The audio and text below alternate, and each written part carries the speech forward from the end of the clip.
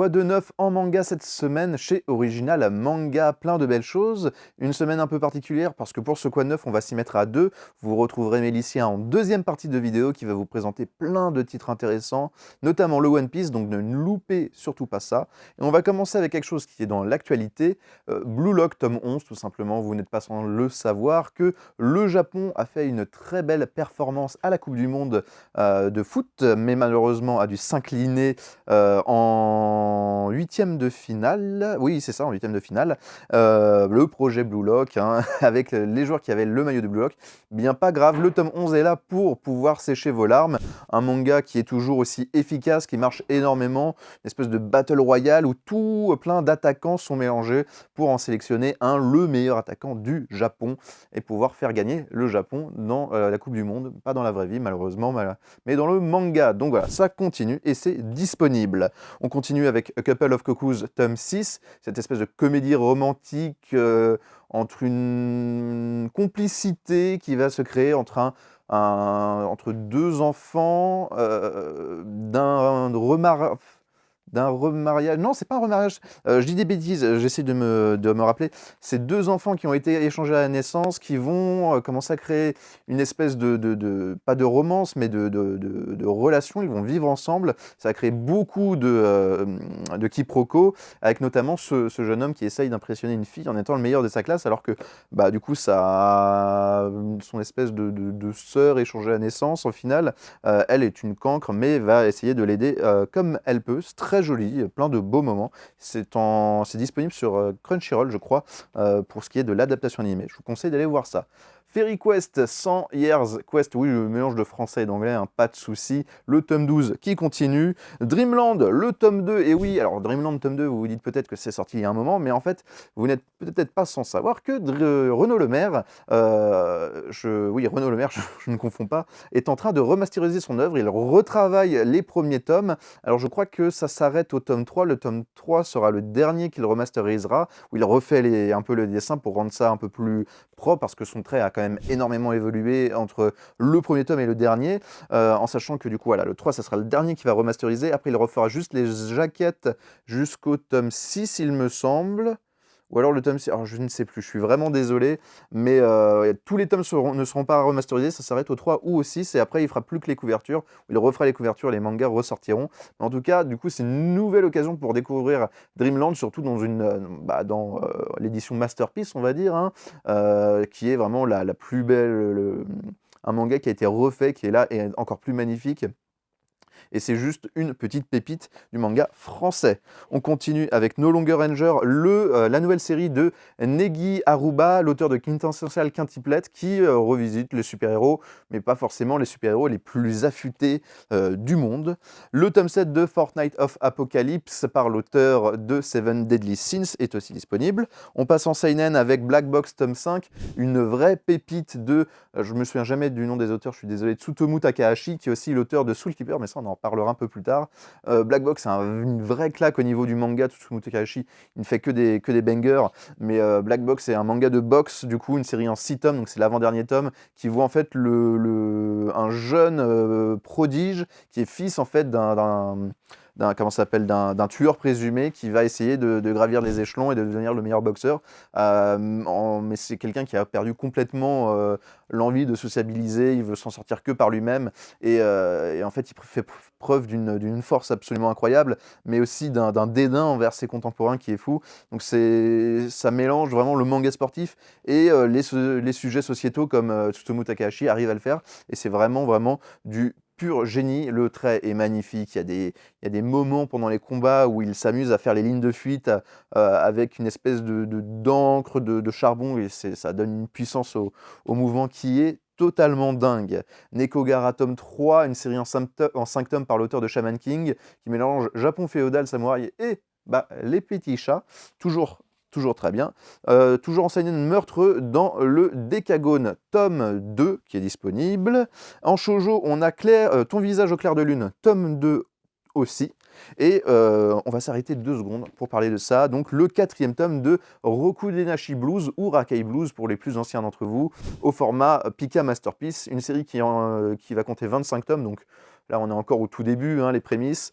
Un manga de alors Masanori Morita, un génie, c'est du manga de Furio, donc les Furios, c'est ces espèces de racailles, de petites frappes adolescentes, hein, c'est les jeunes, ça ne peut pas être des adultes, qui vont en fait s'affronter tout simplement entre gangs et ça va créer des choses complètement folles. C'est un manga qui est magnifique. Je vais vous je vais vous incruster des images du tome 1 parce que ça c'est vraiment fou. Morita, c'est un ancien assistant de Tetsuo Hara, l'auteur de Hokuto no Ken, mais on va en reparler, qui a ce truc de visage très réaliste, hérité de Hara, qui lui-même l'héritait du Gekiga, et qui fait ça, mais avec vraiment une espèce de comique dans le faciès et tout, qui est dingue, qui est extrêmement drôle, mais très puissant au niveau des moments de bravoure et tout ça, d'un jeune homme en fait qui est tout simplement qui veut être le meilleur, le plus fort, hein. C'est un mélange de Neketsu, de comment ça s'appelle, de Furio, et c'est tout simplement fou.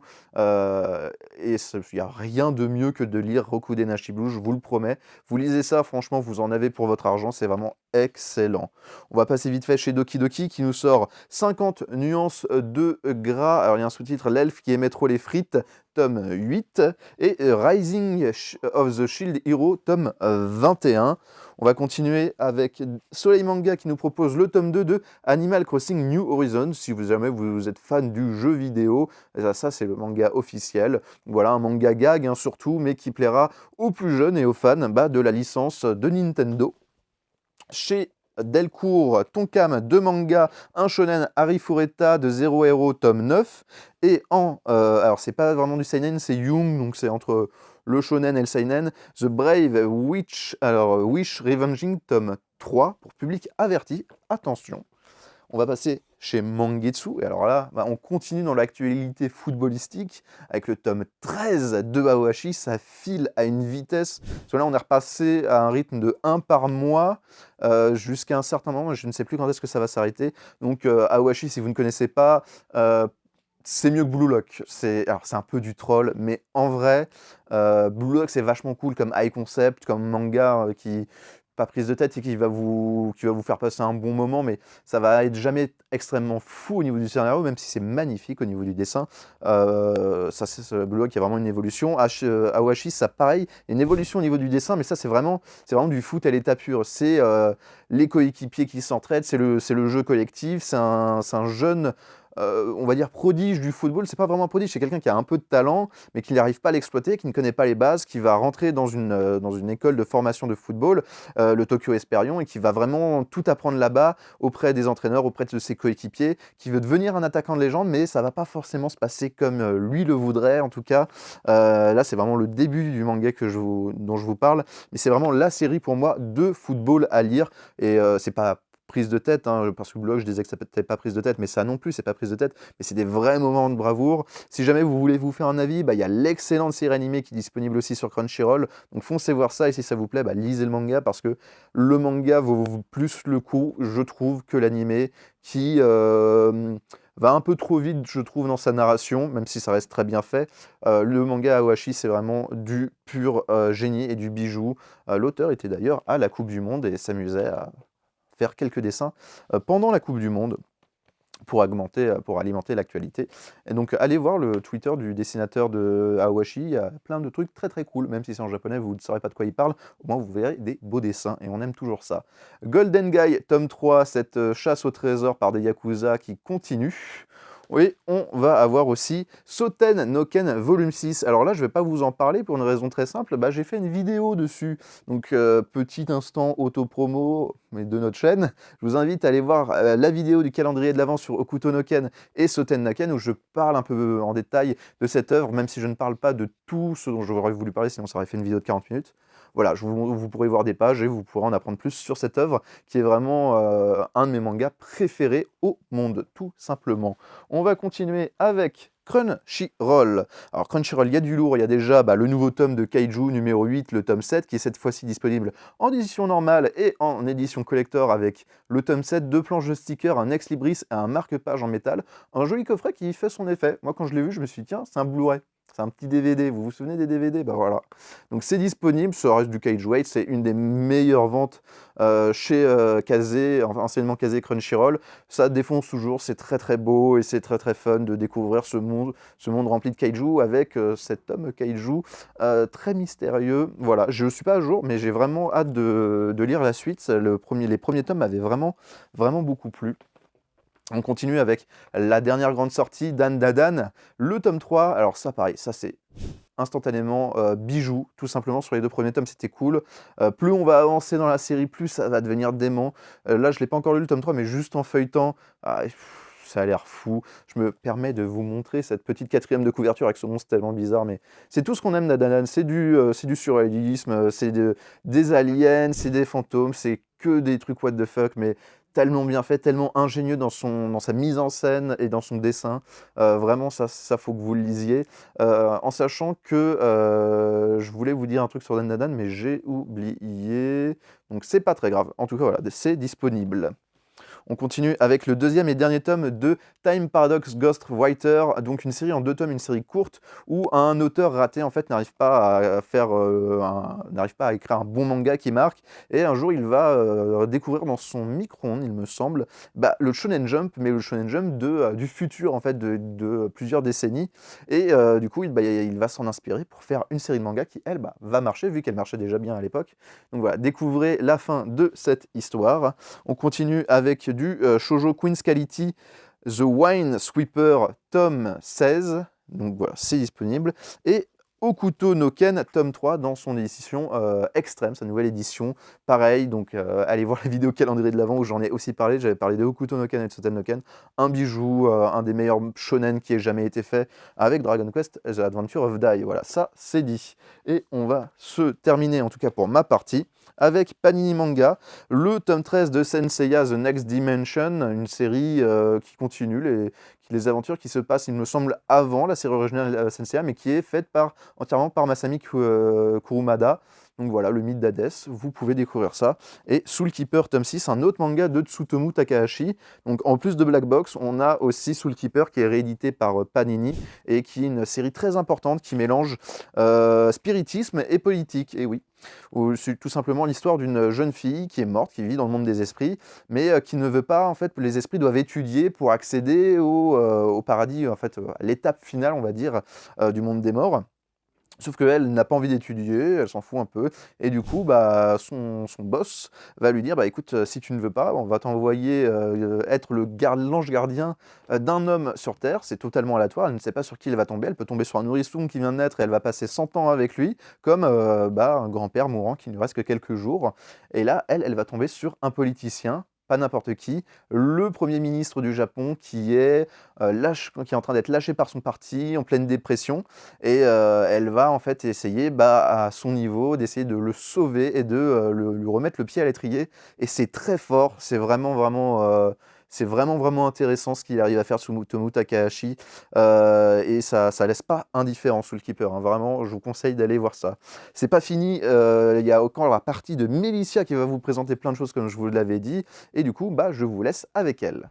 Et je reprends la main pour cette deuxième partie de vidéo. Et donc, on commence avec la plus grosse sortie de cette semaine, en tout cas, un manga qui a été énormément attendu. Et il s'agit du One Piece numéro 103. Alors, petite précision sur ce tome, la jaquette est métallisée, brillante. Voilà, je ne sais pas si ça se voit à la caméra. En tout cas, c'est super joli. Et ce sera uniquement le premier tirage qui sera comme ça. Donc, dépêchez-vous si vous n'avez pas encore votre tome, puisque après, peut-être qu'il n'y en aura plus. Ensuite, on continue avec Yokai Watch tome 21 chez Crunchyroll, suivi de Twin Star Exorcist tome 27 déjà chez Crunchyroll également. Ensuite, on passe à Mangetsu. Alors là, je suis ravie puisque nous avons le 11e tome de Shiruran. Vous savez, cette histoire sur le Shinsen Gumi. Voilà, où on retrace l'histoire, c'est romancé, mais de ce groupe militaire, en fait, tout simplement. Et on le voit, alors c'est c'est expliqué, on le voit aussi en partie à travers les yeux de la descendante d'un des personnages principaux du Shinsengumi. Voilà, je n'ai pas trop regardé car je ne veux pas me spoil. En tout cas, je vous recommande très fortement cette série. On continue toujours chez Mangetsu avec encore une série que j'aime beaucoup et que j'ai hâte de lire, Les Enfants d'Hippocrate, tome 5, où là on va suivre l'histoire d'un jeune pédiatre du nom de Mako qui va partir déménager à Hokkaido et qui va reprendre avec son père une clinique. Et donc lui, il va s'occuper de la partie pédiatrie et il va y avoir des retournements de situation puisque son frère, qui n'a pas la même vision mais qui est également médecin, va arriver. Et donc il va y avoir une confrontation de vision entre les frères et en même temps on va voir tout le quotidien d'un pédiatre au sein d'un hôpital. Sa relation aussi avec les patients, puisque c'est différent vu que ce sont des enfants, donc la manière dont il faut leur parler de leur maladie et comment eux-mêmes gèrent leur maladie. Donc c'est hyper intéressant. Vraiment, très gros coup de cœur cette année, donc je vous le recommande. Ensuite, on continue avec les éditions Nobinobi et nous avons Yuzu, la petite vétérinaire, tome 7, voilà, un petit manga jeunesse autour des animaux et puis de l'amitié entre cette petite Yuzu et les animaux dont elle s'occupe. Ensuite, on a Stitch et le samouraï, tome 3, voilà, donc confrontation de deux univers complètement différents, celui de Stitch et puis celui de l'époque féodale au Japon. C'est assez original. Ensuite, on continue avec Colocataires à leur manière, tome 4, où la relation entre un jeune homme et son chat, voilà, ça a l'air assez mignon. Ensuite, on a The Chilling Dead, tome 2. Puis, Shiné, volume 18. On continue avec La Vengeance. Donc cette fois, on passe à Soleil Manga et on a La Vengeance du souffre-douleur. J'avais commencé à lire cette série, que ça va, j'avais pas mal apprécié, où on va suivre, tout est dans le titre, la vengeance de quelqu'un qui a été martyrisé durant sa jeunesse et qui va élaborer toute une stratégie pour pouvoir se venger des personnes et en particulier d'une personne qui l'a vraiment maltraité. C'est assez sombre, ça parle de violence physique mais aussi psychologique, donc je tiens à vous le préciser, en tout cas c'est assez sympa. Ensuite, on a un petit shoujo, Lovely Loveless Romance, tome 3. Puis on termine Soleil Manga avec Le chat qui rendait l'homme heureux, tome 6. Ensuite, on passe à Pika Édition où on a To Your Eternity, tome 18. Suivi de Even Design Team, tome 3. Où là, on va suivre des gens qui qui s'amusent en fait. C'est comme s'ils étaient des dieux et que le monde était une entreprise et qu'ils devaient designer des animaux, des humains. Et donc on va voir comment tout le monde a été conçu depuis le début. C'est assez rigolo. Ensuite, on a Orient Samurai Quest, tome 15, toujours chez Pika Édition. Et puis cette fois, on va passer à Doki Doki, où on a donc le tome 2 de Coffee Moon. J'aime beaucoup aussi cette série, donc je vous la recommande. On va être dans un univers un peu steampunk, où on va suivre l'histoire d'une jeune fille qui est prise dans une boucle temporelle. En fait, elle revit la même journée en boucle depuis... il me semble 1000 jours, c'est assez énorme et en fait il va s'avérer que deux de ses amis vont intégrer cette boucle sans s'en rendre compte et puis elles vont essayer de comprendre ensemble comment ça se fait, comment elles ont réussi à intégrer cette boucle et puis surtout comment en sortir puisque vivre tous les jours la même journée, au bout d'un moment c'était un peu lassant et puis comprendre la raison de ce phénomène très étrange. Ensuite, on continue avec Mushoku Tensei, tome 17, où on a également le tome 1 à l'intérieur, car c'est une offre découverte. Et on vous offre également à l'intérieur des cartes postales collector, voilà, si vous souhaitez découvrir la série. On a le tome 17, sinon tout simple également, voilà, si vous voulez juste avoir ce tome-là, pardon. Puis on a Mushoku Tensei, les aventures de Roxy, tome 8. Enfin, on passe à deux petits shoujo. Alors, c'est I Dream of Love, tome 6 et tome 7. Toujours, cette fois, c'est chez Delcourt Tankam.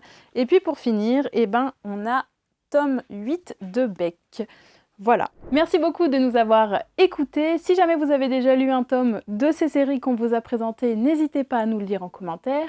Pensez également à activer la petite cloche des notifications pour vous tenir au courant des sorties.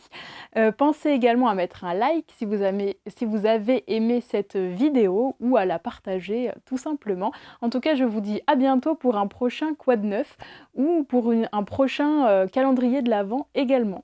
À bientôt!